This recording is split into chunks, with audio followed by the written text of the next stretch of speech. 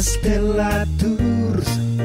Tur Anda terpercaya, mengesankan. Stella Tours. Tur Anda semakin indah, menyenangkan.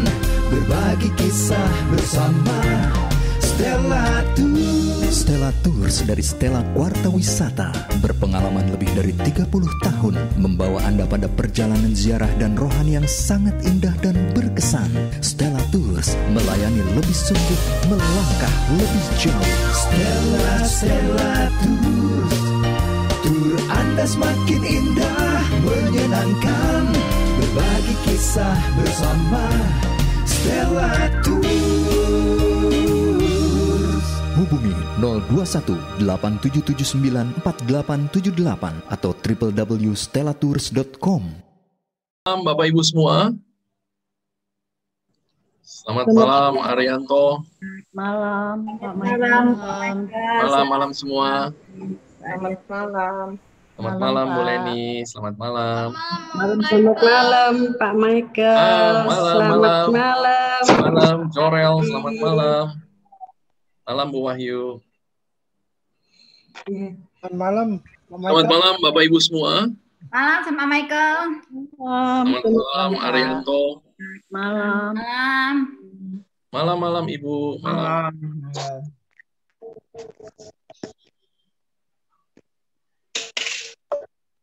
Oke, baik Bapak Ibu. Sekarang jam 7:31 di Jakarta. Kita akan segera mulai acara kita malam hari ini. Kita bersyukur, terima kasih kepada Tuhan. Kita boleh bertemu lagi malam hari ini di dalam acara kita Virtual Pilgrimage Series. Ini adalah pertemuan kita yang ke-18. Tidak terasa ya, kita sudah 18 minggu bersama-sama di dalam acara virtual kita. Oke, baik. Sebelum kita mulai acara kita malam hari ini, kita mau berdoa. Ya, silakan Arianto. Baik Michael, kembali selamat malam Bapak Ibu sekalian, para romo suster yang bergabung malam hari ini. Selamat memasuki masa Prapaskah dengan Rabu Abu. Hari ini kita menerima Abu. Ya. Mari kita awali acara kita malam hari ini dengan doa bersama. Dalam nama Bapa dan Putra dan Roh Kudus. Amin. Allah Bapa, dalam kerajaan surga kami bersyukur bahwa hari ini kami boleh memasuki masa Prapaskah, masa pertobatan melalui pantang dan puasa yang kami lakukan di hari Rabu Abu ini. Sertailah perjalanan masa Prapaskah kami agar sungguh berarti masa ini bagi kami untuk mempersiapkan nanti Pekan Suci. Tuhan sertai hidup kami khususnya di dalam masa pandemik yang kami tidak tahu kapan akan selesai. Kami percayakan seluruh hidup kami, keluarga kami ke dalam tangan-Mu, ke dalam perlindungan-Mu. Dan berkati kami malam hari ini yang hendak mengadakan acara virtual untuk mengenal lebih dalam Bunda Yesus sendiri melalui Bunda Maria Penolong Abadi dan Bunda Maria Pelindung Keselamatan, Kesehatan orang-orang Roma dan kami semua. Berkati dari awal sampai akhir ya Tuhan, agar acara ini dapat berjalan dengan lancar. Kemuliaan kepada Allah Bapa dan Putra dan Roh Kudus, seperti pada permulaan, sekarang, selalu, dan sepanjang segala abad. Amin. Dalam nama Bapa dan Putra dan Roh Kudus. Amin. Michael. Baik, terima kasih Arianto. Oke, baik Bapak Ibu, saya izin untuk share screen saya untuk segera mulai acara kita malam hari ini. Baik, sekali lagi selamat datang Bapak Ibu semua. Baik yang datang lewat Zoom maupun yang ada di YouTube channel kami di Pilgrim Loka. Selamat datang di Stella Warta Virtual Pilgrimage Series. Ini adalah pertemuan kita yang ke-18. Sebelumnya, sekali lagi kami ingin mengucapkan Happy Chinese New Year untuk semua yang merayakannya. Rahmat dan berkat Tuhan yang berlimpah, kesehatan senantiasa menyertai kita semua. Dan tentunya juga selamat memasuki masa Prapaskah tahun 2021 untuk kita semua. Seperti biasa, Bapak Ibu, nanti tolong diperhatikan untuk mikrofonnya agar selalu dalam kondisi off selama acara supaya kita semua bisa mengikuti acara dengan baik. Nanti ada kesempatan untuk Bapak Ibu semua bisa bertanya di akhir acara, baik lewat chat maupun lewat langsung bisa mengaktifkan mikrofonnya nanti di akhir acara. Kita berdoa supaya internet, listrik, dan semua fasilitas-fasilitas yang Tuhan sudah sediakan untuk kita malam hari ini semua berjalan dengan baik dan lancar. Bapak Ibu yang belum subscribe YouTube channel kami di Pilgrim Loka dan juga di Stella Quarta Official, silakan ya Bapak Ibu bisa subscribe, juga memfollow Facebook kami di Stella Quarta Wisata dan Instagram kami di stella.quarta. Serta Bapak Ibu bisa juga mengirimkan pesan ke WhatsApp kami di 0818783552 supaya Bapak Ibu tidak ketinggalan acara-acara menarik dari kami dan kami bisa selalu ingatkan Bapak Ibu. Kami bekerja sama dengan Yayasan Sesawi di dalam program Dukung Panggilan, membantu pendidikan calon imam di Seminari Menengah Santo Petrus Canisius Merto Yudan dan Seminari Menengah Santo Laurentius di Ketapang, Kalimantan Barat. Silakan Bapak Ibu yang tergerak hatinya bisa melihat datanya di layar ataupun kontak kepada kami.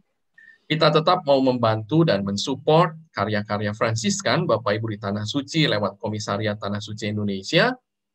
Silakan Bapak Ibu yang juga tergerak hatinya bisa langsung scan QR code yang ada di layar Bapak Ibu semua. Juga Bapak Ibu yang belum mungkin memiliki buku Siarah Batin tahun 2021, ya bisa mendapatkannya dengan harga spesial bundling seharga Rp65.000 beserta dengan penanggalan liturgi tahun 2021 dan juga raih tanda kasih kesempatan untuk bisa siarah ke Tanah Suci bersama juga dengan kami yang bekerja sama dengan toko buku obor secara gratis ya, bisa kontak ke toko buku obor untuk mendapatkannya. Baik Bapak Ibu, kita akan segera mulai acara kita malam hari ini. Dan kita masih ada di kota Roma. Setelah minggu yang lalu kita sudah bersiarah ke 3 tempat, yaitu tempat penampakan Bunda Maria, Virgin of Revelation, kemudian Gereja Trefontane, tempat kemartiran Santo Paulus, dan juga Basilika Santo Paulus, yang merupakan makam Santo Paulus. Malam hari ini Bapak Ibu, kami akan mengajak Bapak Ibu ke 2 tempat yang lain yang ada di kota Roma, yaitu Gereja Santo Alfonsus Liguori dan juga Basilika yang kedua ya yang akan kita kunjungi di dalam virtual kita, yaitu Basilika Santa Maria Maggiore. Kalau Bapak Ibu lihat di dalam layar Bapak Ibu ya, antara 2 gereja yang kita akan kunjungi malam hari ini secara virtual jaraknya sangat dekat. Dari Basilika Santa Maria Maggiore, ya ditulis di sini Basilika Papale di Santa Maria Maggiore atau Basilika Kepausan Santa Maria Maggiore ke Gereja Santo Alfonsus Liguori, kalau berjalan kaki kurang lebih hanya sekitar 5 menit saja Bapak Ibu, ya dekat sekali.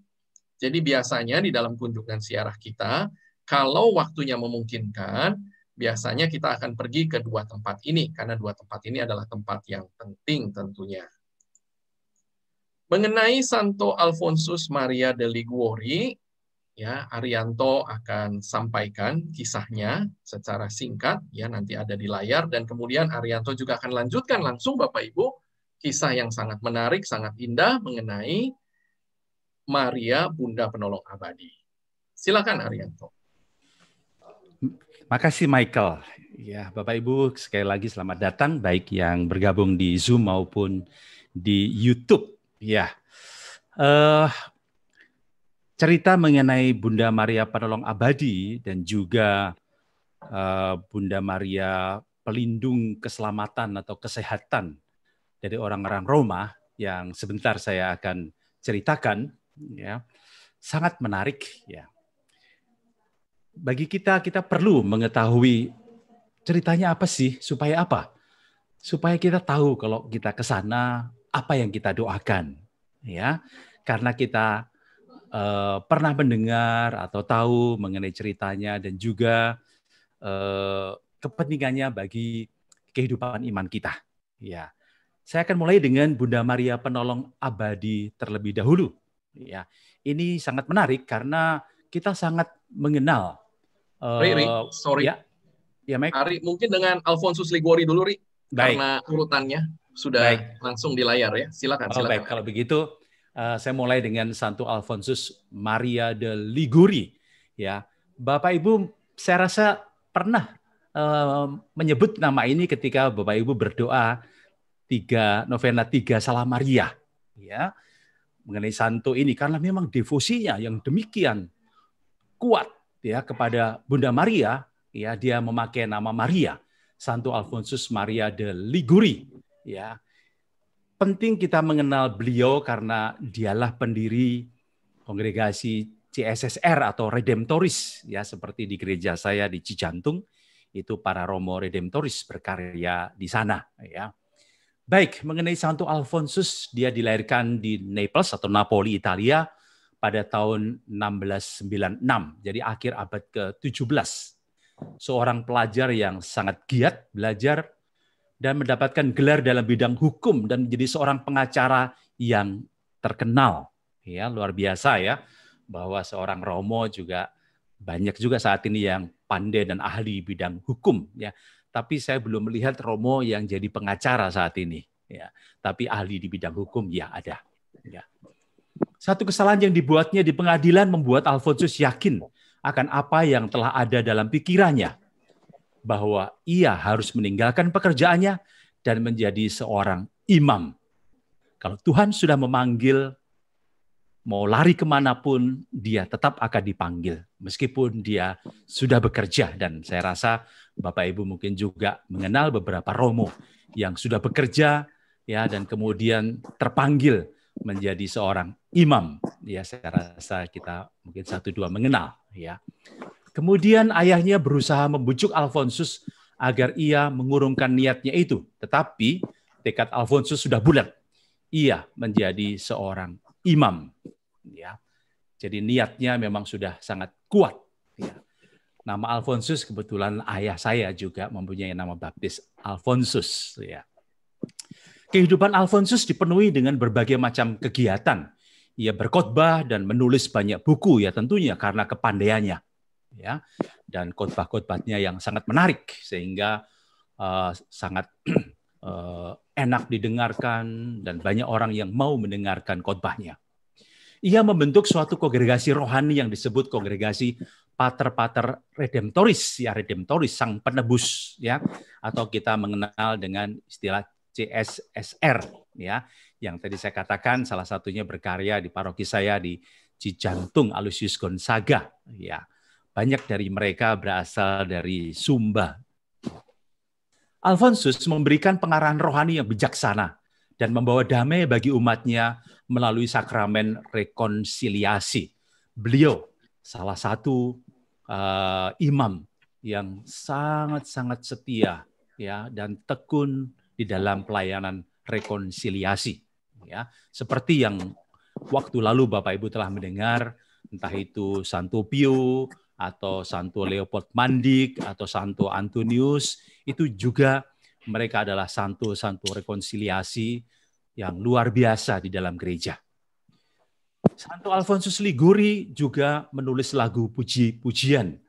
Dia juga pandai bermain organ dan melukis. Ya, betul-betul juga menjadi seorang seniman ya, tidak hanya seorang terpelajar, tapi betul-betul juga seorang seniman. Itu talenta yang Tuhan berikan kepada beliau. Santo Alfonsus menulis 60 buah buku dan ini sungguh luar biasa. Mengingat tugas dan tanggung jawabnya yang lain amatlah banyak. Ya. Dan saat ini pun ada banyak Romo yang pandai di sela-sela kesibukan pelayanannya, dia masih menulis buku. Ya. Para Romo yang mengajar di universitas-universitas, ya kita mengenal misalnya Romo Manyis, ya menulis banyak buku dan lain sebagainya. Ia dikenal sebagai seorang yang amat rendah hati. Hingga ketika pada tahun 1798 Paus Pius ke-6 ingin mengangkatnya menjadi seorang uskup, dengan lembut ia mengatakan tidak. Ketika para utusan Paus telah datang secara pribadi untuk menyampaikan keputusan Paus kepadanya, mereka menyapa Alfonsus dengan Tuan yang termasyur. Lalu Alfonsus menjawab, tolong jangan memanggilku seperti itu lagi. sebutan itu akan membuatku mati, ya. Ya, tentunya dia amat rendah hati ya, tidak mau bersombong untuk hal itu. Paus memberikan pengertian kepada Alfonsus bahwa ia sungguh menghendaki Alfonsus menjadi seorang uskup. Tidak hanya dikaruniai kepandaian, tetapi juga hati yang lemah lembut, rendah hati, betul-betul memang seorang yang luar biasa. Dengan semakin bertambahnya usia, Alfonsus de Liguori menderita berbagai penyakit. Alfonsus memiliki devosi yang amat mendalam kepada Santa Perawan Maria, seperti yang dapat kita ketahui melalui bukunya yang terkenal, yang berjudul Kemuliaan Maria. Ya, memang devosi beliau luar biasa, sampai juga dia memakai Maria di dalam namanya, dan dalam doa novena sekali lagi, ya nama beliau pun juga disebut. Saya rasa di antara Bapak Ibu yang hadir pada malam hari ini, pecinta-pecinta Bunda Maria yang juga dengan tekun ya berdevosi kepada Bunda Maria dengan caranya masing-masing. Ada yang dengan berdoa rosario setiap hari, ya memenuhi pesan Bunda Maria Fatima, dan lain sebagainya. Santo Alfonsus Liguori wafat pada tahun 1787 pada usia 91 tahun. Luar biasa ya, Tuhan memberikan usia bonus yang banyak sekali, 91 tahun. Dan Paus Gregorius ke-16 menyatakan kudus pada tahun 1839. Tidak ada ukuran ya seorang kudus kapan diangkat menjadi santo atau beato dan sebagainya. Itu betul-betul tergantung kepada keputusan Vatikan. Dalam hal ini tentunya Bapak Suci dan para pembantunya. Paus Pius ke-11 memberikannya gelar Doktor Gereja pada tahun 1871. Tentunya karena karya dan jasanya bagi perkembangan gereja, maka layak dan pantaslah dia menerima gelar Doktor Gereja. Ya, ada banyak para imam yang menerima gelar Doktor Gereja. Santo Antonius Padua pun juga menerima gelar Doktor Gereja ya, karena memang jasa yang luar biasa bagi iman maupun pengetahuan iman untuk gereja. Ya, Bapak Ibu, itu sedikit mengenai Santo Alfonsus Maria de Liguori yang mungkin yang baru mengenal beliau ya. Jadi sekali lagi Santo Alfonsus Maria de Liguori adalah pendiri dari kongregasi CSSR atau Romo-Romo Redemptoris, dan di gereja Bunda Maria dan di gereja Santo Alfonsus Liguori di Roma, yang gerejanya tidak jauh dari Basilika Santa Maria Maggiore, ya, gereja kecil yang sangat indah, tersimpan satu ikon yang sangat terkenal dan saya yakin kita semua mengenal, Bunda Maria Penolong Abadi atau Our Lady of Perpetual Help. Ya, Michael mempersiapkan gambar, lihat di sebelah kiri, nanti akan saya sampaikan juga makna dari gambar ini yang Bapak Ibu sekarang lihat di samping kiri.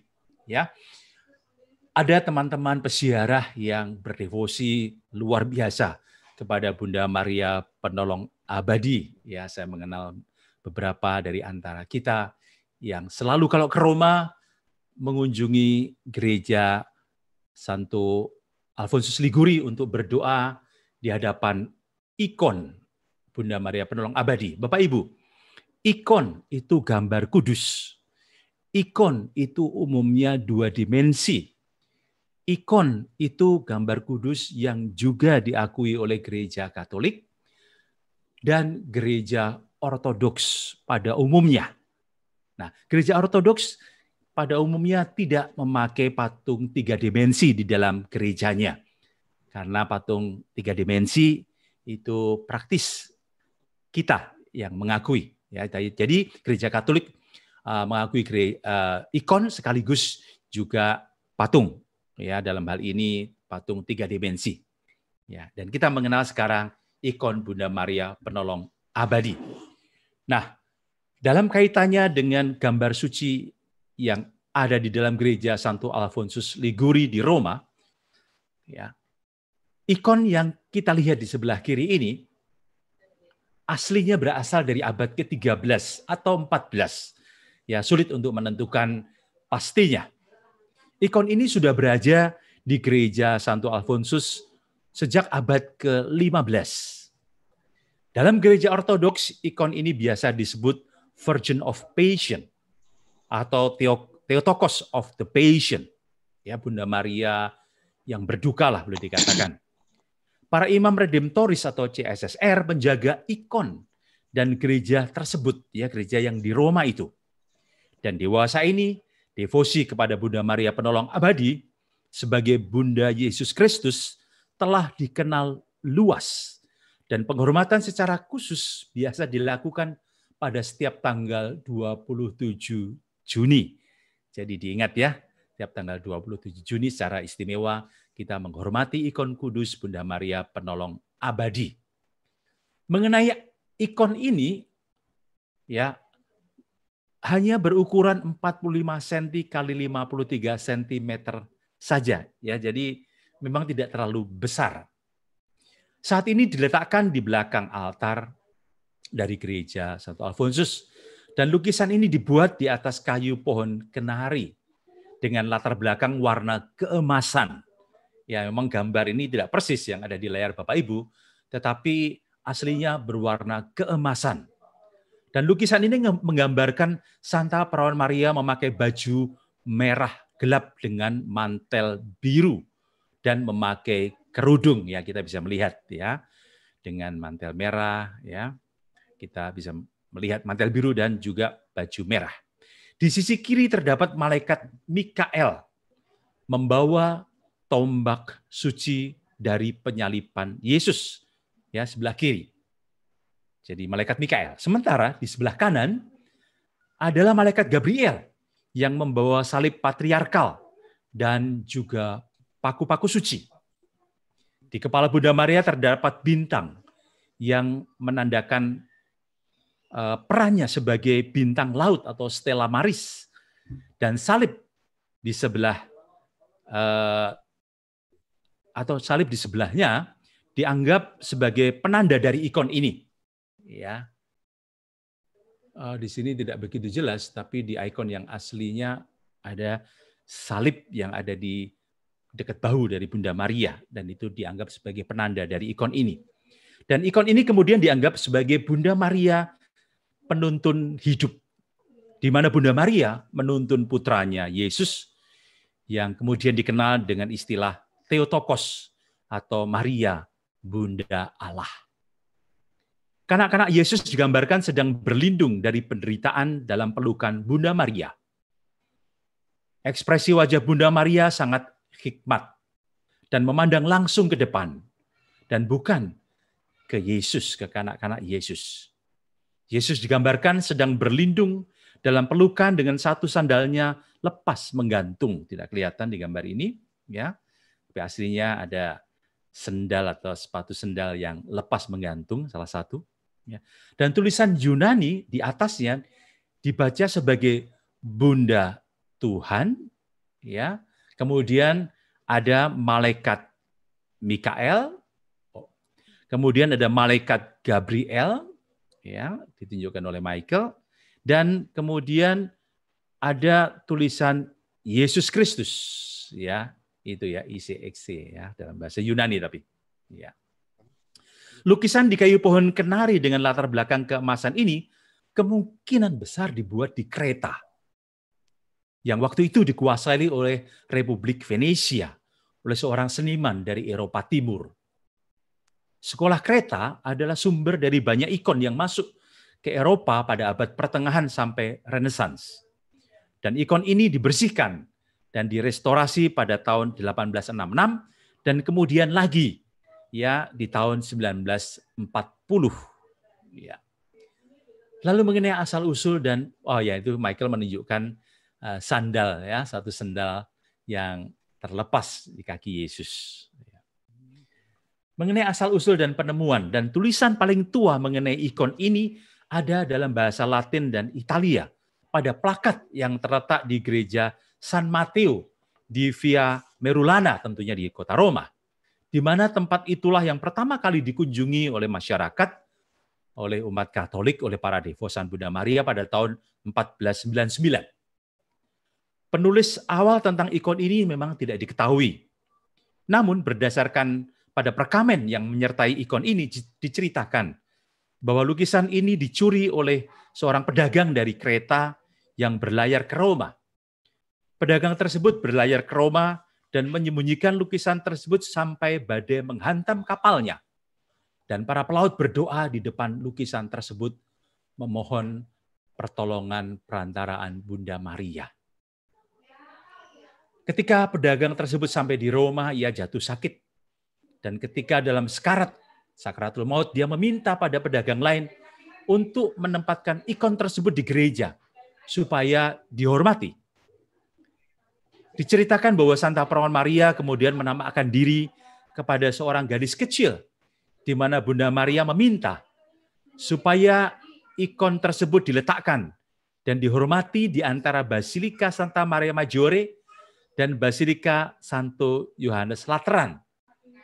Mohon maaf Bapak Ibu yang pernah ke Roma, pernah mengunjungi Basilika Yohanes Lateran, pernah mengunjungi Basilika Maria Maggiore, ya, gereja Santo Alfonsus Liguri ini berada ya kurang lebih di tengah-tengah lah dari kedua basilika yang terkenal tersebut. Dan ini memang permintaan dari Bunda Maria. Demikian kemudian ikon tersebut diserahkan pertama-tama kepada Ordo Santo Agustinus, ya, Romo-romo Agustinian. Pada 27 Maret 1499, ikon ini kemudian dipindahkan ke gereja San Matteo hingga 300 tahun kemudian. Nah, pada tahun 1798, 300 tahun kemudian kurang lebih, waktu peperangan di zaman Napoleon, gereja tempat pendataan ikon ini hancur. Gereja San Matteo hancur. Tetapi ikon ini selamat dan ditemukan setelah 70 tahun tersembunyi di antara reruntuhan gereja tersebut. Paus Pius ke-9 mengundang Kongregasi Penebus Maha Kudus, Congregation of the Most Holy Redeemer atau CSSR, untuk mendirikan sebuah gereja Maria di Roma. Sebagai tanggapan, dibangunlah gereja Santo Alfonsus Maria de Liguri di kota Roma. Para pastor redemptoris yang berada di Via Merulana awalnya tidak menyadari bahwa lokasi tersebut pernah menjadi gereja San Matteo, ya, karena memang sudah 300 tahun, ya, dan menjadi tempat penghormatan kepada ikon tersebut. Seorang imam redemptoris kemudian mendengar cerita tentang ikon tersebut, di mana ikon tersebut pernah dihormati di gereja sebelumnya. Di sebelah kiri, Bapak Ibu, adalah tangga masuk menuju gereja Santo Alfonsus Maria de Liguri. Saat ini, bagaimana? Pimpinan para imam redemptoris, Pastor Nicholas Pauron, menjelaskan kepada Paus Pius ke-9 yang selanjutnya memutuskan bahwa lukisan tersebut harus ditunjukkan, harus diperkenalkan, dipopulerkan kepada masyarakat, kepada seluruh dunia. Ikon tersebut saat ini berada di gereja yang tadi untuk dihormati. Tahun 1866, Paus Pius ke-9 menulis memo yang singkat untuk meminta ikon tersebut diserahkan kepada para redemptoris. Sebagai gantinya, para redemptoris kemudian memberikan sebuah ikon tiruan yang serupa, ya, kepada para redemptoris, kepada para Augustinian maksud saya.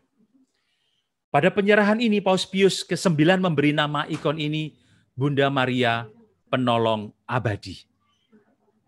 Pada 21 April 1866, pimpinan redemptoris memberikan satu ikon tiruan juga, ya, kepada Bapak Suci.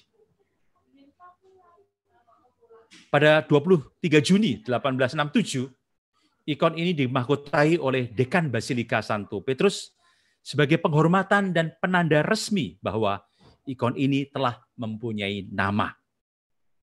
Bahkan Paus Paulus yang ke-6 mengatakan, nama Maria Bunda Penolong Abadi yang diberikan kepada Santa Maria adalah nama yang sesuai dengan ajaran yang dirumuskan oleh Konsili Vatikan yang kedua, karena menonjolkan dan menekankan pengasuhan ibu yang dilaksanakan Bunda Allah terhadap gereja yang kini masih berjuang di dunia. Sejak saat itu, Santa Perawan Maria sebagai Bunda Penolong Abadi dihormati. Menjadi banyak dikenal di banyak budaya dan mendapat banyak nama dari berbagai bahasa. Misalnya dalam bahasa Filipina. Ya, saya tidak tahu persis bagaimana bacanya, tapi bisa dilihat di sana, Ina ang Laking Saklolo. Juga menjadi pelindung negara Haiti sejak abad ke-19. Nah, kemudian kita kembali ke gambar dan bagaimana arti gambar dan lambangnya. Ikon tersebut adalah gambar wajah Bunda Maria dan kanak-kanak Yesus dengan kedua malaikat Mikael dan Gabriel. Semua huruf yang tertera dalam ikon tersebut adalah huruf Yunani dan semua kata disingkatkan. Ya, untuk menyingkat, maka kita bisa melihat di sebelah kiri. Di sebelah kiri dan kanan mahkota Bunda Maria tertulis Mater Teu, yaitu Maria Bunda Allah. Kemudian malaikat di sebelah kiri adalah O Arkangelos Mikael, yaitu malaikat agung Mikael. Ia digambarkan sedang memegang tombak dan lembing serta bejana berisi cuka dan empedu. Malaikat di sebelah kanan adalah O Arkangelos Gabriel, yaitu malaikat agung Gabriel yang sedang memegang salib dan paku-paku. Lalu Bunda Maria sedang memangku kanak-kanak Yesus, Yesus Kristus, yaitu Yesus Kristus ketika masih kanak-kanak. Gambar Bunda Maria ini mengandung makna dan nilai teologis yang sangat dalam. Gambar ini bukan hanya mempersatukan Maria dengan kanak-kanak Yesus, tetapi juga dengan karya keselamatan yang dilaksanakan Yesus dalam wafatnya. Maka sering Bunda Maria dikatakan sebagai co-redemptoris atau ya bersama dengan Yesus yang menjadi boleh dikatakan partner lah begitu. Ya. Dikatakan ya pada Bunda Maria kanak-kanak Yesus mendapatkan perlindungan dengan menggendong dan memegang tangannya. Tetapi Bunda Maria tidak memandang Yesus, melainkan memandang kita yang berdoa di depan ikon ini. Jadi gambar ini mengungkapkan 3 peristiwa. Peristiwa gembira Maria mendapat kabar gembira dari malaikat Gabriel. Kemudian peristiwa sedih sendiri Yesus yang menderita sengsara dan wafat di kayu salib.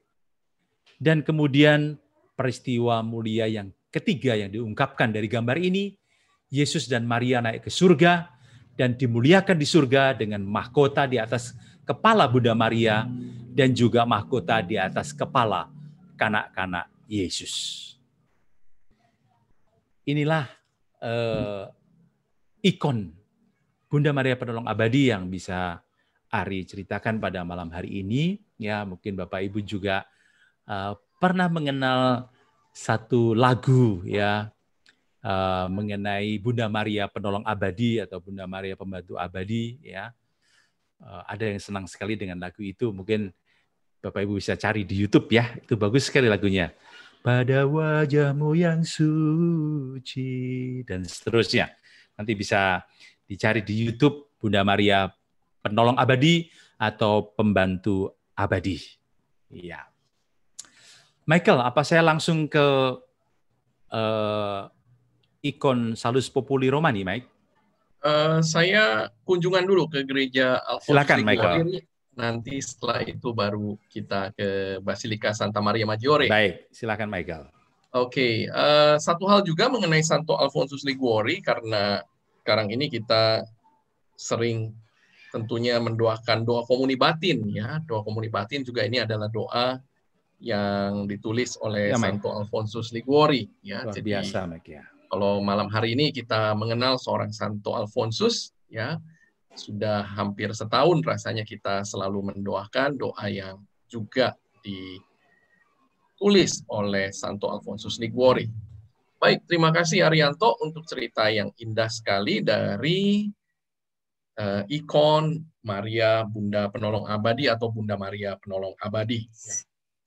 Gereja Santo Alfonsus Liguori, Bapak Ibu, seperti yang ada di layar Bapak Ibu semua. Ya, ini salah satu tempat yang juga sangat saya senangi secara pribadi ketika datang di kota Roma. Jadi kalau waktunya tidak terlalu ketat, biasanya saya senang sekali untuk mengajak rombongan untuk bisa berziarah juga ke tempat ini. Karena memang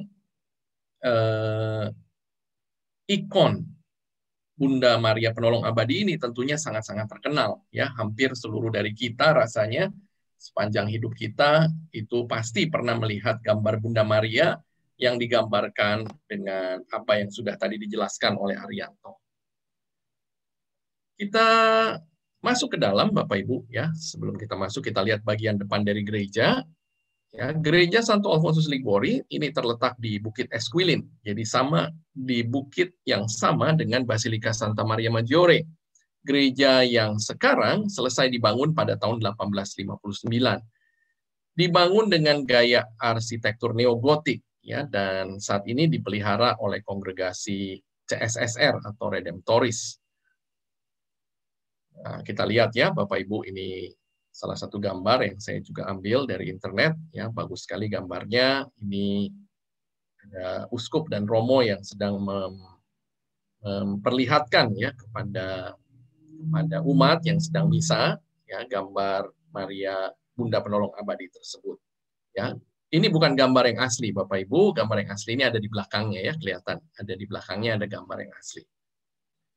Nah, ini gambar yang biasanya ketika kita datang di gereja ini, karena umumnya tidak setiap kesempatan kita bisa naik ke altar, tetapi dalam beberapa pesiarahan saya, ya, kami diizinkan untuk naik ke altar dan bisa berdoa persis di depan dari gambar Bunda Maria atau ikon yang asli. Ya, tetapi biasanya kalau altarnya sedang ada acara atau tidak diperkenankan, ya, maka kita berdoa di depan gambar yang ini, ya. Ini juga gambar yang kita bisa pegang tentunya untuk para pesiarah yang datang.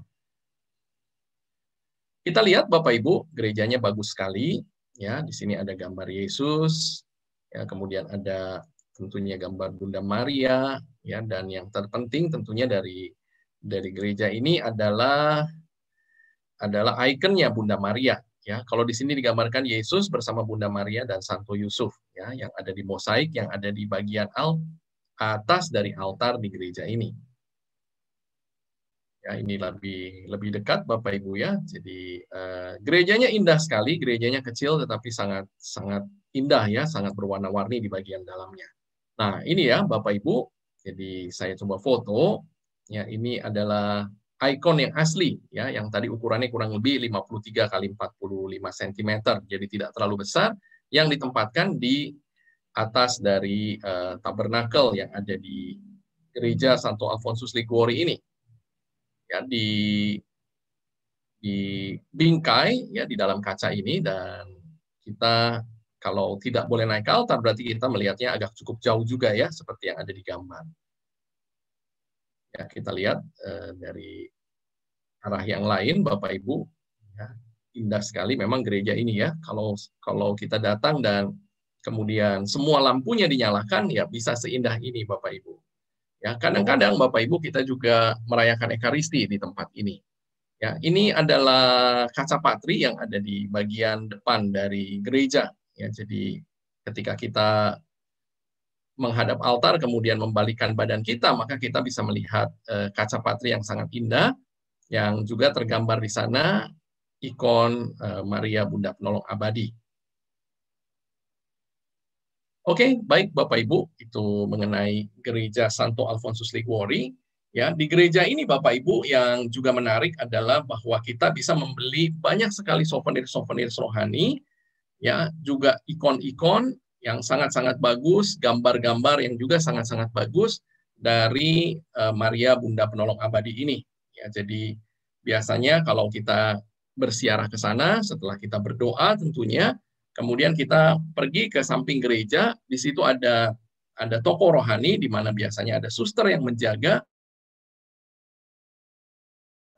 dan Bapak Ibu, ya, semua keperluan Bapak Ibu mengenai Maria Bunda Penolong Abadi itu dalam berbagai bentuk, mulai dari medali, mulai dari leontin, mulai dari ikon, ya, gambar, poster, ya, rosario dan lain-lain, semua ada di situ, ya. Jadi salah satu saya kira yang sangat-sangat menarik, sangat-sangat juga berkesan untuk kita bisa bawa pulang sebagai oleh-oleh adalah semua yang berhubungan dengan gambar Maria Bunda Penolong Abadi ini. Ya, karena kalau kita datang di gereja Santo Alfonsus Liguori ini, artinya kita memang datang di tempatnya. Ya, mungkin kita bisa ketemu gambar itu di banyak tempat, Bapak Ibu, karena gambar itu adalah gambar yang umum. Tetapi kalau kita datang di gereja Santo Alfonsus Liguori ini, kita membelinya di tempatnya, tempat di mana memang gambar aslinya ditahtakan di sana. Oke, baik, berikutnya Bapak Ibu, setelah dari gereja Santo Alfonsus Liguori, ya tadi sudah saya sampaikan bahwa hanya 5 menit saja kita akan pergi ke Basilika Santa Maria Maggiore. Ya, beberapa hal penting ada di dalam Basilika Santa Maria Maggiore, tetapi malam hari ini kami, saya dan Arianto ingin mengajak Bapak Ibu semua untuk mengenal juga gambar Bunda Maria yang lain yang tidak kalah pentingnya. Ya, mungkin buat kita di Indonesia, kita tidak terlalu kenal gambar Bunda Maria yang ini, ya, tetapi gambar ini, Bapak Ibu, ini gambar yang sangat-sangat dihormati di kota Roma. Ya, bahkan Bapak Ibu, ya, dari apa yang disampaikan oleh guide saya, kalau saya ada di kota Roma, dia bilang bahwa Paus Fransiskus itu kalau mau pergi ke luar negeri ataupun ke luar kota, ya, dan kemudian kembali dari luar negeri atau dari luar kota, biasanya akan selalu menyempatkan dirinya untuk berdoa di depan gambar Bunda Maria yang ini, yang ada di dalam Basilika Santa Maria Maggiore. Ya, kisah selanjutnya, Arianto kembali akan ceritakan mengenai gambar ini. Silakan Arianto. Baik, Michael. Iya, Bapak Ibu. Sebelum sampai cerita ini, Bapak Ibu, kalau kita ke Maria Maggiore, mungkin di lain waktu lagi nanti jangan lupa mampir ke kapel, ya, Paulina, di mana terdapat ikon yang luar biasa ini. Kenapa tadi Michael menceritakan Paus Fransiskus selalu datang ke sini, bahkan ketika beliau terpilih menjadi paus juga bersyukur datang ke tempat ini. Ada satu catatan nanti, ternyata bahwa para Yesuit juga punya sejarah khusus di sini, ya.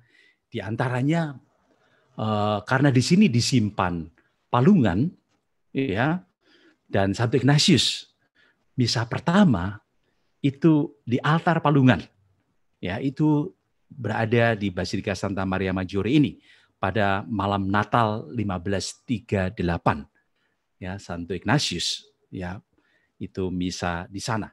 Dan saat ini karena gereja ini kemudian diperbesar oleh Paus Sixtus ketiga, ya, saat ini kapel di mana Santo Ignatius merayakan misa yang pertama ada di Kapel Sistina di sebelah kanan dari altar. Kalau kita menghadap altar, ada di krib, ya, di bawah, begitu, di bawah lantai, ya. Dan juga Ordo Serikat Yesus itu punya, katakanlah, devosi khusus kepada Bunda Maria Salus Populi Romani. Ya, kita nanti dengarkan. Ya. Baik, Salus Populi Romani bisa saya terjemahkan dengan pelindung keselamatan atau kesehatan dari orang-orang Roma. Nama ini disematkan pada ikon Bunda Maria dan kanak-kanak Yesus yang sedang memberikan berkat dan memegang kitab suci. Lihat ikon di sebelah kiri, ya, Yesus, kanak-kanak Yesus sedang memberikan berkat dengan tangan kanannya dan tangan kirinya memegang kitab suci. Dari zaman Bizantium yang berada di Kapel Paulina, Basilika Santa Maria Maggiore, Roma. Menurut legenda, ikon tersebut dibuat oleh Santo Lukas Penginjil. Nanti saya ada catatan kecil mengenai hal ini. Dan dibawa oleh Ratu Helena ke Roma pada abad yang keempat. Kemudian ikon tersebut juga dikaitkan dengan wabah yang berkecamuk di abad ke-6 dan ke-7. Namanya wabah Justinianus yang disebabkan oleh bakteri. Kurang lebih 40% penduduk Konstantinopel meninggal akibat wabah tersebut. Saat ini kita sedang berada di tengah-tengah wabah COVID-19 yang dahsyat juga, ya, sudah ratusan ribu orang yang meninggal, ya. Barangkali kita juga boleh berdoa, ya, memperantara Bunda Maria, ya, supaya kita boleh terbebas dari wabah COVID-19, ya, dari muka bumi ini, ya. Semoga, ya. Catatan mengenai ikon yang dibuat oleh Santo Lukas Penginjil. Sesudah penyalipan Yesus, ketika Bunda Maria pindah ke rumah Yohanes Rasul, ini semacam legenda ya Bapak Ibu, Bunda Maria membawa beberapa barang pribadi. Di antaranya adalah meja kecil yang dibuat oleh Yesus di ruang kerja ayahnya, Santo Yosef. Ketika wanita-wanita salah Yerusalem membujuk Santo Lukas untuk melukis wajah Bunda Tuhan, itu dilakukan di atas meja tersebut sambil mengingat-ingat wajah Bunda Tuhan. Sementara melukis dengan kuasnya, Santo Lukas, penulis Injil itu mendengarkan dengan sungguh-sungguh sebagaimana Ibu Yesus menceritakan kehidupan putranya kepadanya. Dan kenyataannya ya bahwa Santo Lukas kemudian menuliskan Injilnya di dalam kitab suci yang sekarang bisa kita baca. Legenda itu juga menceritakan kepada kita bahwa lukisan tersebut tetap ada di Yerusalem sampai diketemukan oleh Ratu Helena di abad yang keempat. Bersamaan dengan relikui-relikui yang lain, lukisan tersebut dibawa ke Konstantinopel, di mana anaknya adalah Kaisar Konstantin yang agung, yang membangun gereja di saat penobatannya. Cerita lain yang juga dicatat bahwa ikon tersebut berasal dari kereta, seperti juga Bunda Maria Penolong Abadi. Ya, ikon ini sampai di kota Roma di tahun 590 pada masa Paus Gregorius yang pertama.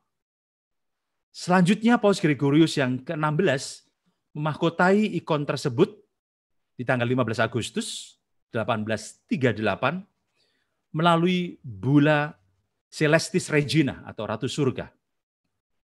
Kemudian juga Paus Pius yang ke-12 pada tahun ke-16 masa kepausannya memahkotai ikon tersebut pada saat tahun Maria 11 Oktober 1954 disertai Bulla Ad Reginam Caeli atau juga Ratu Surga. Dan di tahun 2018 ikon tersebut dibersihkan dan direstorasi oleh Museum Vatikan seperti yang kita lihat saat ini.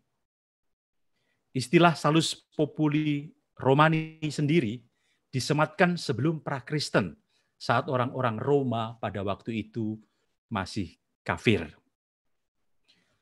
Sebelum ikon tersebut ditempatkan di Kapel Paulina, dia ditempatkan di atas pintu, di atas dekat tempat baptisan, Basilika Santa Maria Maggiore, masih basilika yang sama. Pada tahun 1240, ikon tersebut mendapatkan nama Regina Caeli, Ratu Surga, dalam dokumen-dokumen resmi yang dikeluarkan oleh Vatikan. Baru kemudian dipindahkan lalu ditempatkan di bagian tengah dari basilika, dan baru pada abad yang ke-13 ditempatkan dalam tabernakel yang terbuat dari marmer. Lalu sejak tahun 1613, ikon tersebut ditempatkan di atas tabernakel altar dari Kapel Paulina yang dibangun secara khusus untuknya. Selanjutnya kapel itu dikenal oleh para peziarah dengan nama Kapel Bunda Maria. Gereja dan tempat suci Bunda Maria tersebut di bawah perlindungan khusus dari Bapa Suci sendiri. Dari sekurang-kurangnya abad ke-15 ikon tersebut dihormati sebagai ikon mukjizat. Dan dalam sejarahnya kemudian digunakan oleh Ordo Serikat Yesus, ya, Bapa Suci kita ini juga Serikat Yesus, secara khusus untuk membantu perkembangan devosi kepada Bunda Allah melalui gerakan kesetiakawanan Bunda kita, Solidarity of Our Lady.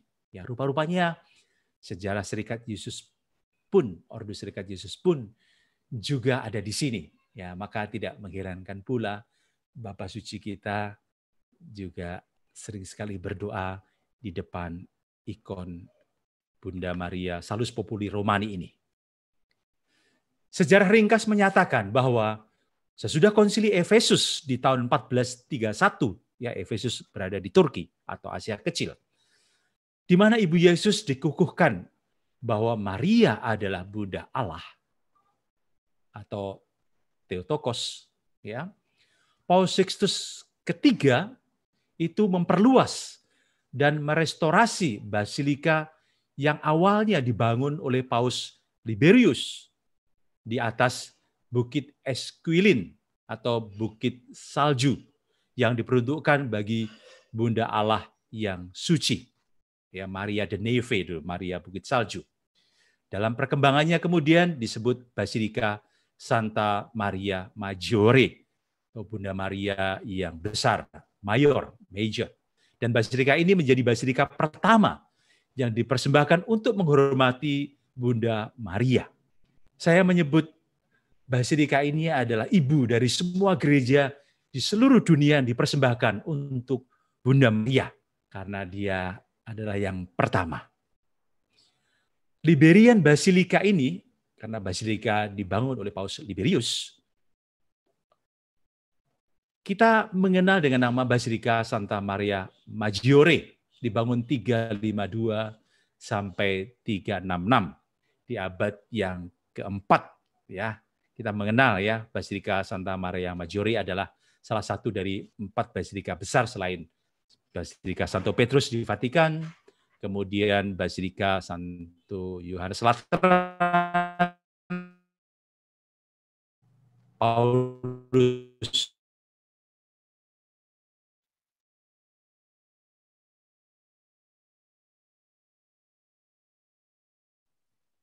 Halo Arianto. Arianto. Ya, Mike. Suaranya hilang tadi sedikit. Mike, sekarang gimana, Mike? Sekarang oke, sekarang oke. Ya, oke, saya lanjut ya, Mike ya. Ya. Baik.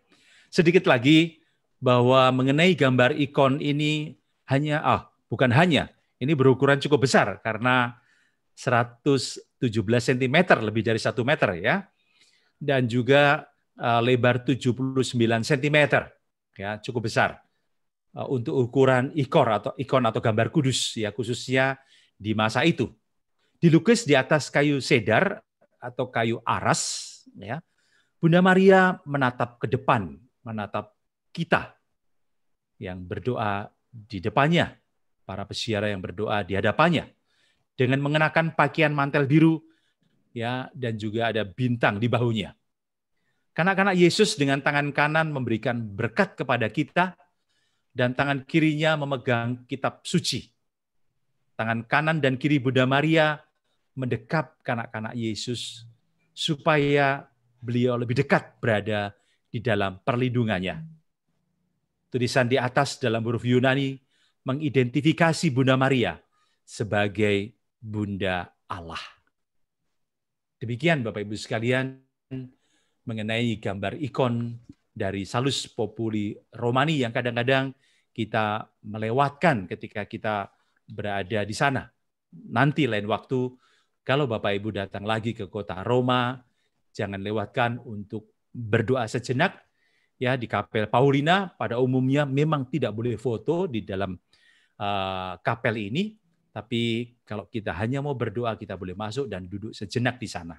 Ya, kita foto bisa, tapi dari luar kapel, ya itu bisa juga. Ya. Itu dulu Michael. Terima kasih. Oke, baik Arianto. Terima kasih untuk kisahnya yang bagus sekali mengenai gambar atau ikon dari Bunda Maria Salus Populi Romani atau Bunda Maria Penyelamat Kota Roma. Ya. Basilika Santa Maria Maggiore, Bapak Ibu seperti yang ada di layar Bapak Ibu ya, indah sekali. Basilika juga yang tentunya menjadi satu dari 4 basilika utama yang ada di kota Roma atau biasa disebut sebagai Basilika Mayor. Ya, minggu yang lalu Bapak Ibu kita sudah kunjungi basilika yang pertama di dalam virtual kita, yaitu Basilika Santo Paulus, di mana terdapat makam Santo Paulus di sana. Malam hari ini kami mengajak Bapak Ibu untuk mengunjungi Basilika Mayor yang kedua, yaitu Basilika Santa Maria Maggiore. Basilika Santa Maria Maggiore, Bapak Ibu, adalah Basilika Mayor Kepausan. Gereja yang dipersembahkan, seperti tadi sudah disampaikan oleh Arianto, untuk Bunda Maria yang terbesar yang ada di kota Roma. Ya, karena itu kemudian disebut Santa Maria Maggiore atau Santa Maria Mayor atau Santa Maria yang utama. Pertama dibangun pada tahun 432 Masehi. Basilika yang sekarang ini selesai dibangun pada tahun 1743 pada abad ke-18. Panjangnya 92 meter, lebarnya 80 meter, ya, jadi besar juga gerejanya. Tentunya kalau dibandingkan gereja-gereja pada umumnya, tetapi kalau dibandingkan 3 basilika yang lain, Bapak Ibu, Basilika Santa Maria Maggiore ini adalah basilika yang paling kecil. Tingginya Bapak Ibu 75 meter, ya. Jadi kenapa tingginya 75 meter? Jadi tinggi karena gereja atau basilika ini punya menara lonceng yang tertinggi di kota Roma yang tingginya 75 meter. Ya. Basilika Santa Maria Maggiore juga pernah menjadi tempat tinggal Paus setelah kembali dari Avignon. Ya, kita ingat di dalam sejarahnya bahwa Paus pernah berada di Avignon untuk sekian waktu sebelum kemudian pindah kembali ke Roma, berkedudukan di tempat ini sebelum kemudian pindah ke Vatikan sampai hari ini. Di dalam Basilika Santa Maria Maggiore, Bapak Ibu, salah satu yang juga penting adalah makam dari Santo Hieronymus. Ya, jadi kalau di beberapa virtual kita bersama Romo Yosef di dalam Biblical Journey with Father Joseph, kita pernah juga virtual pergi ke Bethlehem, ya. Bapak Ibu bisa lihat videonya di channel YouTube kami di Stella Quarto Official. Kita juga waktu itu cerita mengenai Santo Hieronymus. Siapa Santo Hieronymus, Bapak Ibu? Dialah yang menerjemahkan Alkitab, ya, dari bahasa Perjanjian Lama dari bahasa Ibrani, kemudian Perjanjian Baru dari bahasa Yunani, kedua-duanya ke dalam bahasa Latin. Ya, terjemahannya yang kita masih gunakan sampai hari ini yang dikenal sebagai Vulgata. Santo Hieronymus sendiri, Bapak Ibu, sebetulnya meninggal di Bethlehem. Ya, dia waktu mendapat tugas dari Paus untuk menerjemahkan kitab suci, ya, kemudian dia memilih untuk tinggal selama kurang lebih 40 tahun di gua kelahiran Yesus di Bethlehem sampai meninggalnya. Ya, baru kemudian pada zaman Crusaders, pada zaman tentara pejuang salib, maka jenazahnya dibawa ke Roma dan ditempatkan di Basilika Santa Maria Maggiore ini. Kita lihat Bapak Ibu, ya, dari arah depan basilika ini. Di depan basilika Bapak Ibu juga ada satu pilar, ya, di mana ada patung Bunda Maria di atasnya. Kita masuk ke dalam dan ini adalah bagian dalam dari basilika, ya, indah sekali. Dan biasanya kalau kita pergi berziarah, ya, setelah tentunya kita berikan penjelasan, ya. Umumnya Bapak Ibu, kita tidak bisa menjelaskan di dalam gereja sekarang ini. Sehingga penjelasan-penjelasan biasanya kita sudah sampaikan di bus ataupun di depan basilika sebelum kemudian kita akan masuk ke dalam. Ya, satu hal juga yang penting Bapak Ibu, ya, bahwa di Basilika Santa Maria Maggiore ini seperti juga di 3 basilika lainnya yang menjadi Basilika Mayor yang ada di kota Roma, semua ada pintu sucinya, ya, seperti juga di Basilika Santo Paulus yang kita kunjungi minggu yang lalu.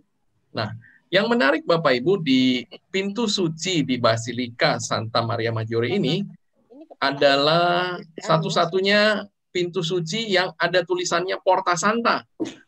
Ya, jadi di 3 basilika yang lain itu nggak ada tulisan sejelas ini Bapak Ibu. Karena itu di dalam tahun-tahun khusus seperti yang terakhir tahun 2016 ketika ada tahun jubileum luar biasa Keraiman Allah, ya, maka pintu ini juga dibuka dan kemudian kita juga lewat pintu ini untuk mendapatkan indulgensi, ya. Nah, dari semua basilika Bapak Ibu, basilika inilah yang menurut saya kalau kita mau ada foto dari Porta Santa itu yang paling bagus karena ada tulisan Porta Santanya. Ya, sementara di basilika-basilika yang lain itu tidak ada tulisan seperti ini. Ya, jadi buat informasi tambahan saja.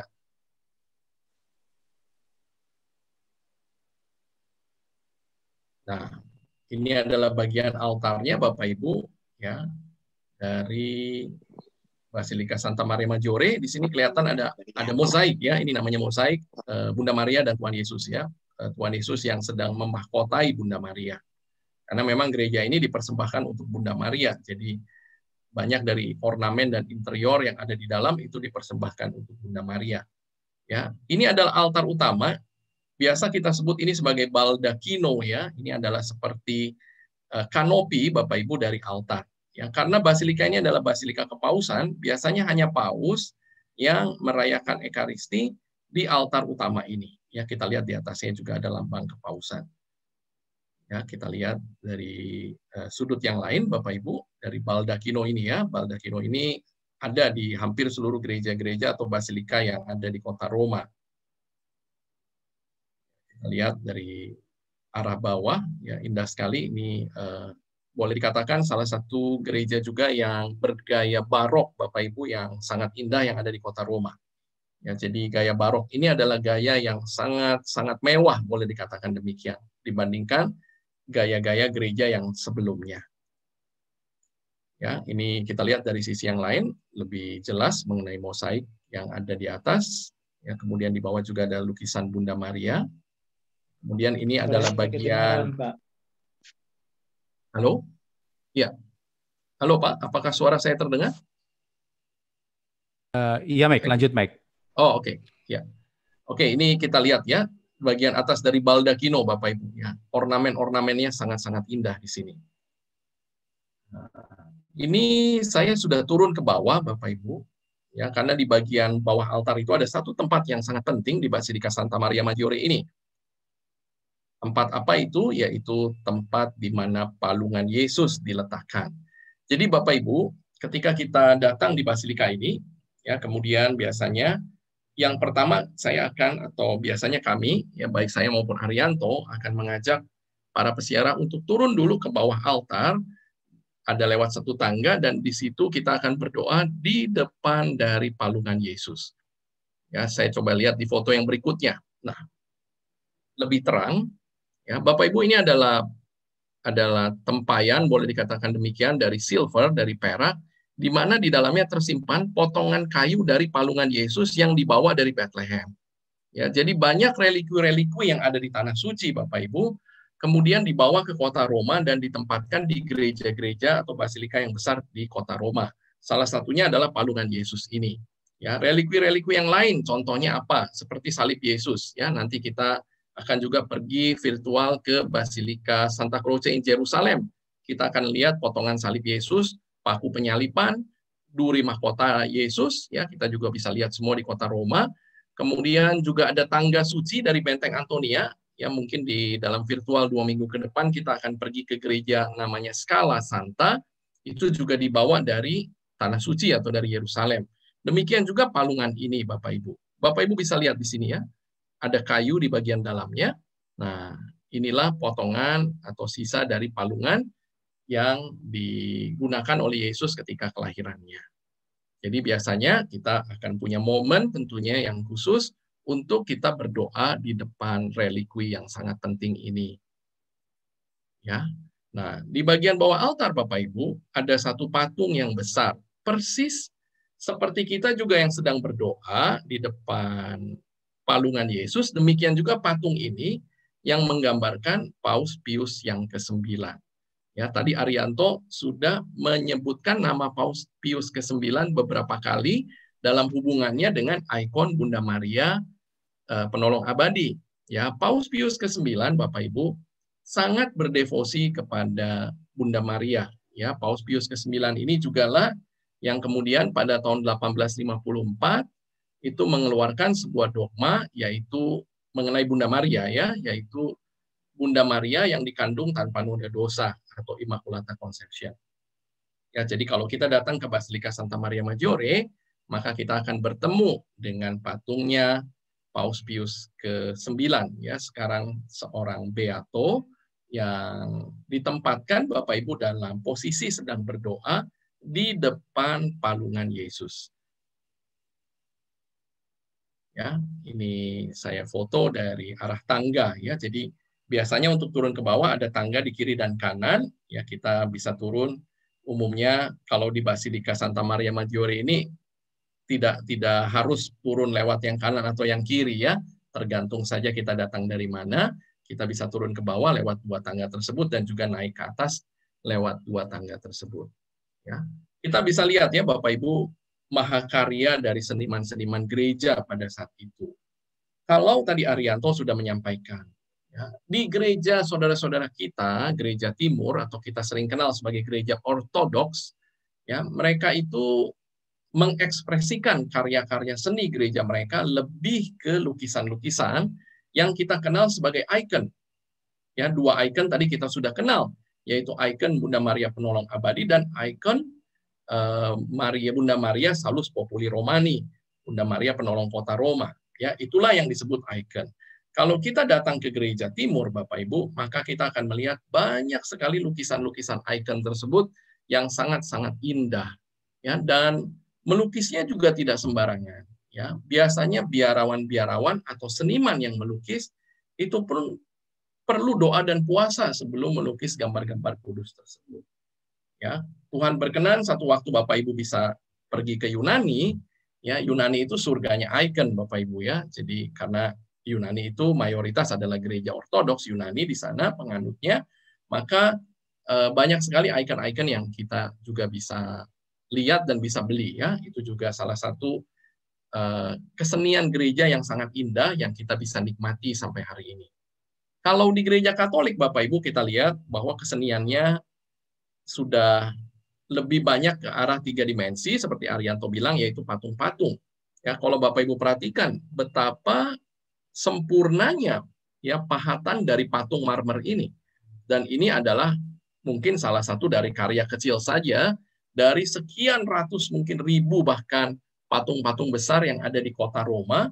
Ya, kalau Bapak Ibu nanti Tuhan berkenan bisa datang ke kota Roma, Bapak Ibu akan bisa sangat menikmati karya-karya kesenian gereja dari gereja Katolik Roma. Kita lihat Bapak Ibu sekarang, saya akan ajak Bapak Ibu untuk masuk ke kapel yang namanya Paulina tadi, ya, atau kapel yang juga sering dikenal sebagai kapel Borghese. Ya, jadi pausnya namanya Paus Paulus ke-5 Borghese. Ya, jadi dia adalah paus yang berasal dari keluarga Borghese, salah satu keluarga yang sangat-sangat penting dan terkenal di dalam sejarah gereja.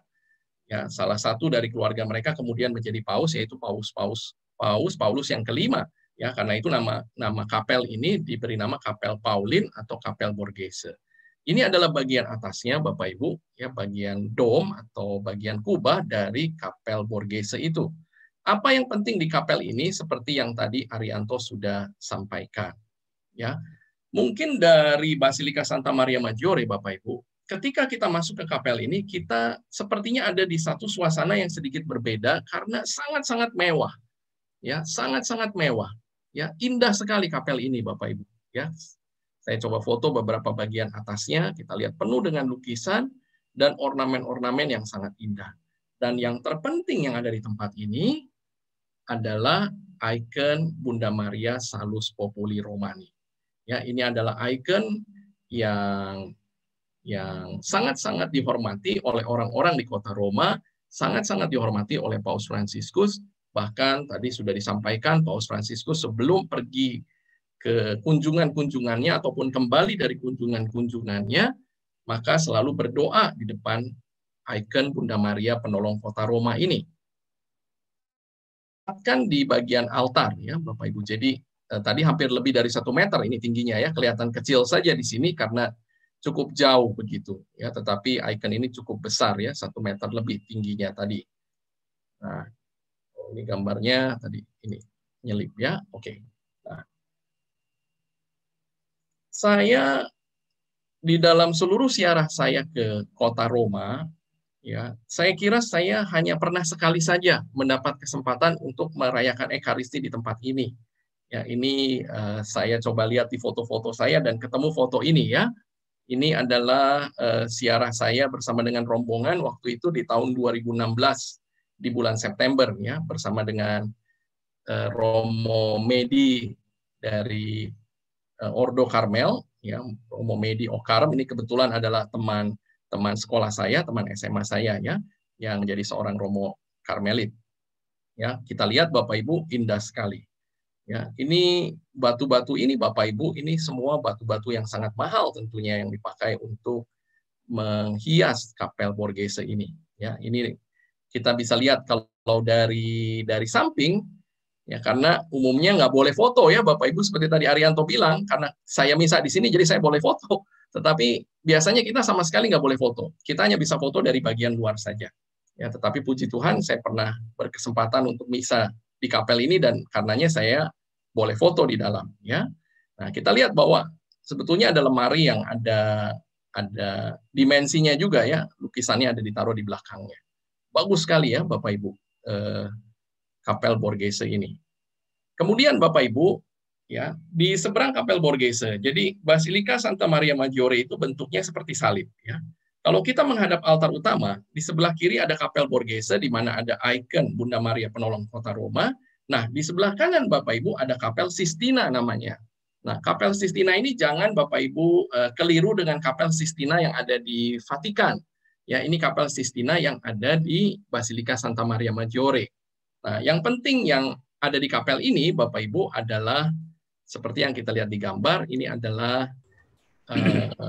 tabernakel, ya, tabernakel yang ada di gereja ini, tempat ditahtakannya sakramen Maha Kudus, ya. Mike, di bawah itu yang tadi Arianto ya, sebut misa betul. pertamanya Santo Ignatius, Mike. Betul. Jadi rupanya Bapak Ibu, saya sendiri belum pernah turun ke bawah, tetapi di bawah sini ada gua yang rupanya dibuat mirip dengan gua Bethlehem, ya, dan banyak sekali pesiarah-pesiarah yang datang ke Bethlehem pada masa itu.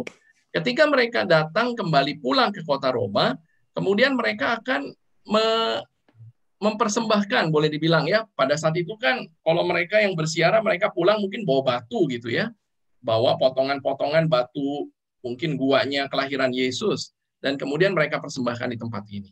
Dan tadi Bapak Ibu, peristiwa yang penting yang juga terjadi di sini adalah Santo Ignatius Loyola itu merayakan Ekaristi pertamanya setelah menjadi imam, itu di tempat ini. Ya, jadi luar biasa ya kalau kita datang di satu tempat di mana ya orang-orang kudus kita itu juga pernah berada di tempat yang sama begitu, ya. Oke. Nah, ini Bapak Ibu adalah tempat baptisannya yang ada di Basilika Santa Maria Maggiore. Ya, jadi karena basilika besar maka semuanya serba indah ya Bapak Ibu, serba mewah begitu. Ya, ini adalah bagian belakang Bapak Ibu. Jadi kalau kita melihat Basilika Santa Maria Maggiore dari arah ini, maka kita bisa melihat bahwa memang terasa basilika posisinya tinggi ya, karena memang ada di Bukit Esquilin. Ya, jadi kalau tadi Arianto sempat bilang bahwa Paus Liberius, Bapak Ibu, itu mendapatkan mimpi dari Bunda Maria untuk membangun sebuah gereja untuk menghormatinya di tempat di mana pada keesokan harinya akan diberi tanda gitu ya. Dan ternyata pada tanggal 5 Agustus Bapak Ibu. Jadi Agustus itu kan musim summer, musim panas ya. Ada salju Bapak Ibu yang turun di bukit ini. Maka kemudian Paus Liberius membangun sebuah gereja yang dipersembahkan untuk Bunda Maria yang kemudian kita kenal sebagai Basilika Santa Maria Maggiore. Baik Bapak Ibu, demikian kunjungan virtual kita ke Basilika Santa Maria Maggiore. Ya, dan tambahan dikit, Mike. Ya, silakan Arianto, silakan. Ya, tambahan sedikit dari saya. Sorry, agak keselak. Bahwa di Basilika Maria Maggiore yang juga sering lepas dari perhatian kita, ada makamnya seorang arsitek yang sangat-sangat terkenal yang membangun lapangan St. Peter dan juga bertanggung jawab untuk beberapa bangunan di Vatikan. Bapak Ibu kenal Gian Lorenzo Bernini, itu dimakamkan kalau kita menghadap altar di sebelah kanan dekat pilar di bawah. Itu makamnya Gian Lorenzo Bernini yang hidup di tahun 1598 sampai 1680 ketika meninggal usianya kira-kira 82 tahun ya.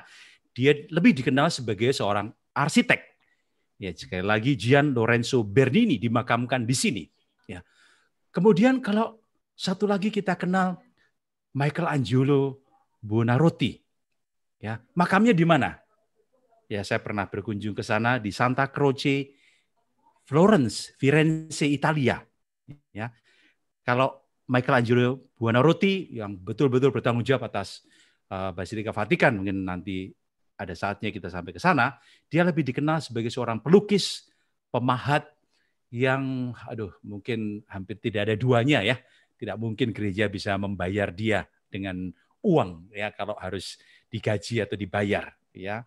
Michelangelo Buonarroti itu sampai di usia 88 tahun sebelum atau abad sebelum Lorenzo Bernini 1475 sampai 1564 ya. Jadi sekali lagi mereka yang senang dengan seni ya, kita perlu mengenal ketika berada di Roma ya, Gian Lorenzo Bernini seorang arsitek, dan satu lagi yaitu Michelangelo Buonarroti ya. Yang satu makamnya di Basilika Maria Maggiore, yang satu makamnya di Santa Croce atau Florence, Italia. Saya kadang baru bisa berkunjung ketika membawa kelompok-kelompok individu, ya artinya yang tidak terlalu banyak orang, ya, dan juga masa yang agak lama, misalnya ya seperti Ari pernah cerita 8 hari di Roma, ya, dan mengunjungi gereja-gereja yang tidak biasa, baru bisa naik ke dom di Vatikan pada saat itu, baru sekali saya bisa naik, ya, dan juga melihat dengan lebih jelas karya-karya Michelangelo maupun juga menikmati ya Gian Lorenzo Bernini ya seorang arsitek yang luar biasa ya, termasuk dia merenovasi Basilika Lateran, Yohanes Lateran di bagian depan itu ya, itu Lorenzo Bernini seorang arsitek yang luar biasa. Maka next time kalau mengunjungi Basilika Maria Maggiore ya boleh dilihat ya, sekali lagi kalau kita menghadap altar dia di posisi kanan ya, di depan kanan dekat pilar ya, makamnya di bawah, di situ ada tulisannya. Oke, Michael. Oke, baik, terima kasih Arianto.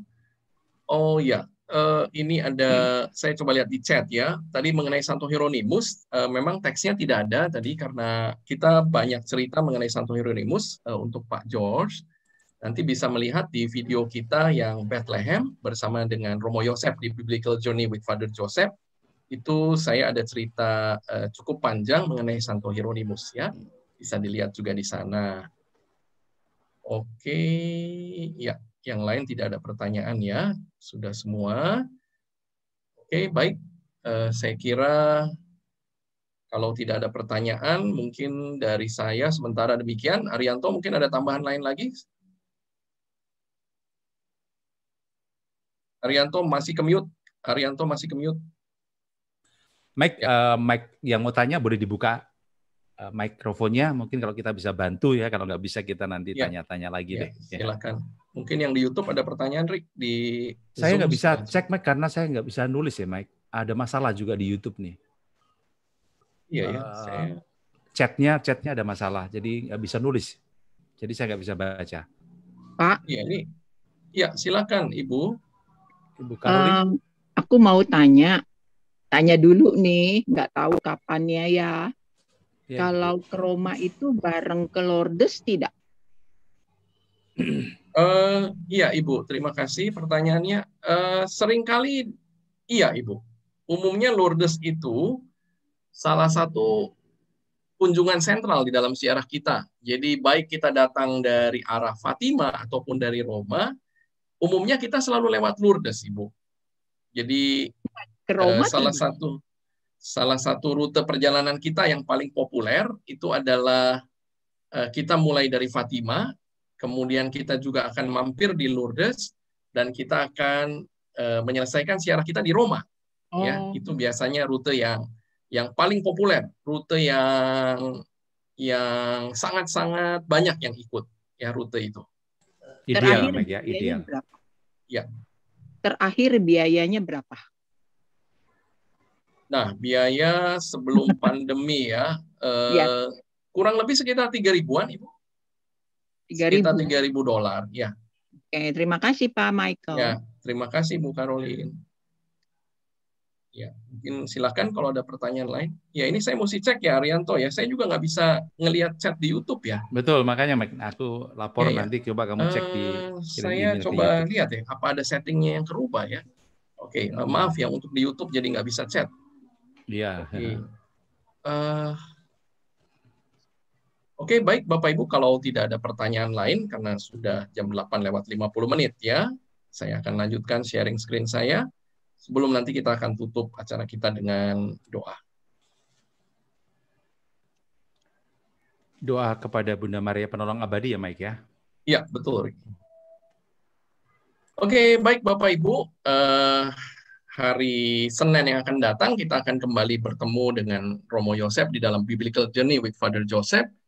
Ya, kita akan kunjungan ke Gunung Nebo dan juga melihat kota tua Petra yang sangat indah ya, salah satu dari 7 keajaiban dunia modern yang kita bisa saksikan sekarang ini, kota yang dipahat di tebing-tebing batu yang ada di sana ya, bagus sekali. Dan Gunung Nebo tentunya tempat yang penting karena Gunung Nebo ini adalah tempat di mana Musa melihat tanah perjanjian tetapi tidak diizinkan oleh Tuhan untuk masuk ke dalamnya. Ya, hari Senin tanggal 22 Februari kita akan ketemu lagi di dalam Biblical Journey jam 5 sore ya. Sekali lagi jam 5 sore Bapak Ibu. Kemudian minggu yang akan datang Bapak Ibu, hari Rabu kita ada acara yang spesial. Jadi Monsinyur Antonius Subianto Bunyamin, Uskup Bandung berkenan untuk hadir dalam virtual kita. Wah, luar biasa. Dan Monsinyur akan membawakan satu tema, yaitu Siarah Keluarga Kudus Nazaret, ya, renungan dari Injil Lukas bab yang kedua ayat 21-40. Ya, jadi mungkin nanti saya akan ajak Bapak Ibu lagi untuk virtual ke kota Nazaret ya, karena di dalam acara Biblical Journey kita sudah lakukan, tetapi nanti saya akan coba bawa lagi supaya tetap kita ziarah ke Nazaret dan kita juga akan mendengar renungan yang akan disampaikan oleh Bapak Uskup kita, Uskup Bandung, Monsinyur Antonius Subianto Bunyamin, OSC. Ya. Hari Rabu tanggal 24 Februari 2021 jam 19.30. Kita berdoa tentunya supaya acara berjalan dengan lancar ya. Pasti Monsinyur sibuk sekali nih ya, tapi Monsinyur baik hati sekali menyempatkan untuk bisa hadir juga di dalam virtual kita. Nanti kita akan tentunya posting di Facebook, di Instagram, dan juga di WhatsApp ya Bapak Ibu, supaya Bapak Ibu ingat tanggalnya ya, Rabu yang akan datang. Kemudian bagi Bapak Ibu yang masih ingin membeli buku Buen Camino, ya ini buku yang bagus sekali untuk Bapak Ibu yang tertarik untuk menjalani ziarah Camino de Santiago, ya ada harga spesial masih Rp40.000 saja dari Rp45.000. Belum termasuk ongkos kirim ya, silahkan bisa pesan ke Stella Quarta, kami bantu Pak Joko dan teman-teman untuk bisa men-sharingkan buku ini ke banyak orang ya. Jadi kami dengan senang hati tentunya supaya makin banyak orang yang kenal lagi dengan ziarah Camino ini ya. Baik, yang belum subscribe, Bapak Ibu jangan lupa ya, yang belum subscribe channel kami di Pilgrim Loka, supaya Bapak Ibu kalau pas kami live, Bapak Ibu akan dapat notifikasinya. Kemudian juga YouTube channel kami di Stella Quarta Official. Jadi seluruh acara-acara kami akan juga upload di Stella Quarta Official dan Pilgrim Loka ya, supaya Bapak Ibu yang mungkin tadi hadir tidak dari awal, tetap bisa menonton dari awal. Ya, kemudian Facebook kami di Stella Quarta Wisata dan Instagram kami di stella.quarta. Ya, dan WhatsApp kami di 0818783552.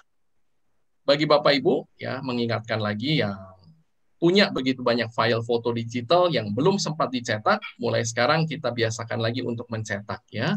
Karena file-file foto digital itu gampang sekali rusak Bapak Ibu, dan kalau rusak berarti Bapak Ibu kehilangan momen-momen indah di dalam hidup Bapak Ibu ya. Silahkan bisa klik di photobook.id.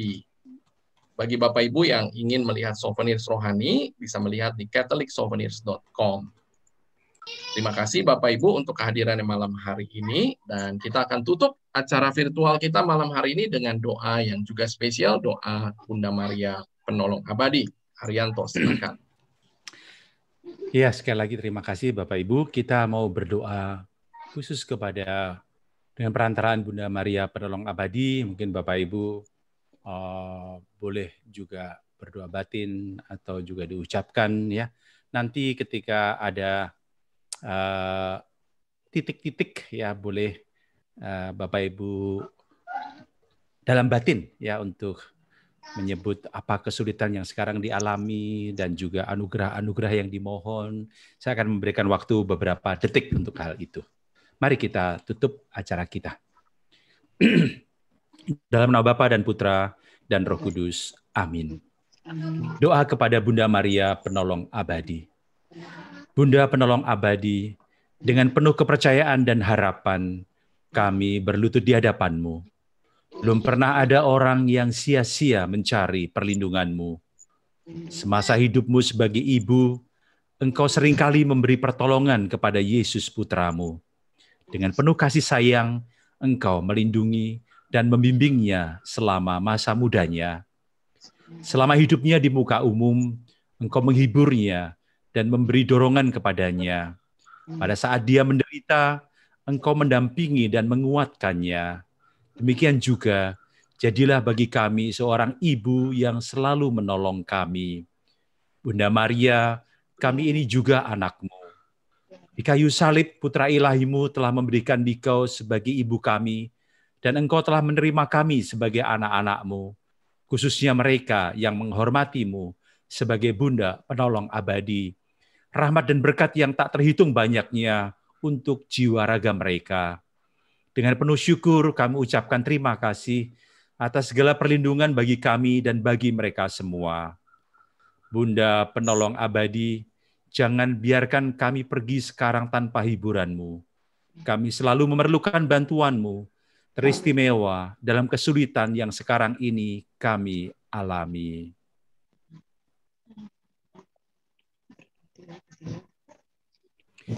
Bunda Maria, pandanglah kami dengan penuh kebaikan dan kasih sayang. Jadilah perantara kepada Putra Ilahi-Mu untuk memperoleh anugerah-anugerah.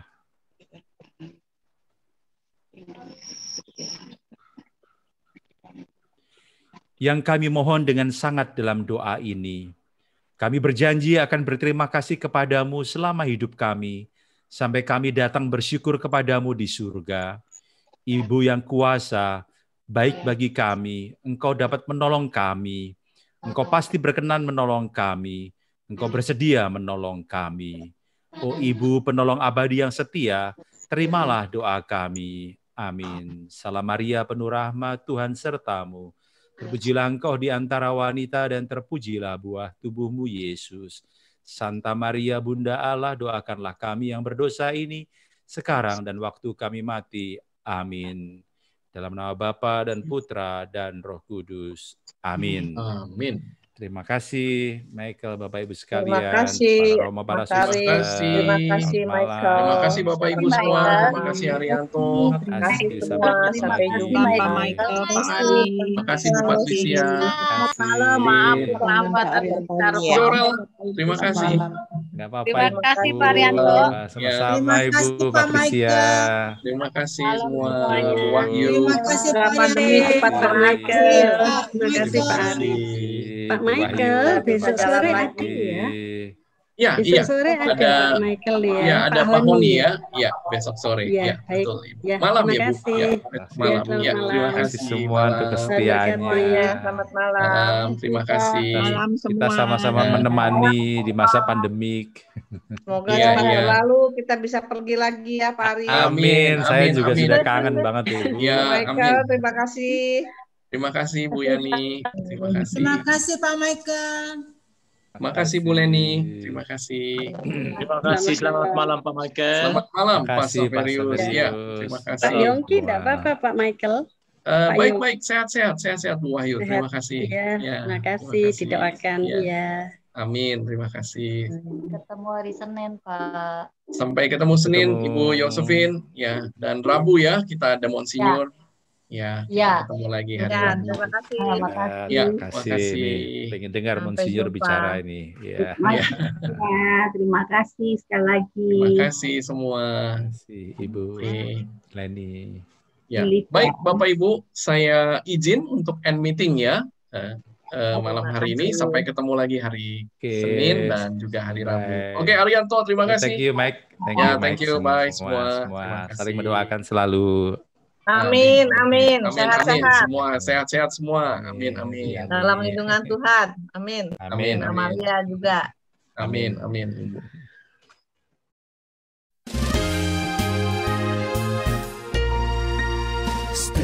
Stella Tours, tur Anda terpercaya, mengesankan. Stella Tours, tur Anda semakin indah, menyenangkan, berbagi kisah bersama. Stella Tours. Stella Tours dari Stella Warta Wisata berpengalaman lebih dari 30 tahun membawa Anda pada perjalanan ziarah dan rohani yang sangat indah dan berkesan.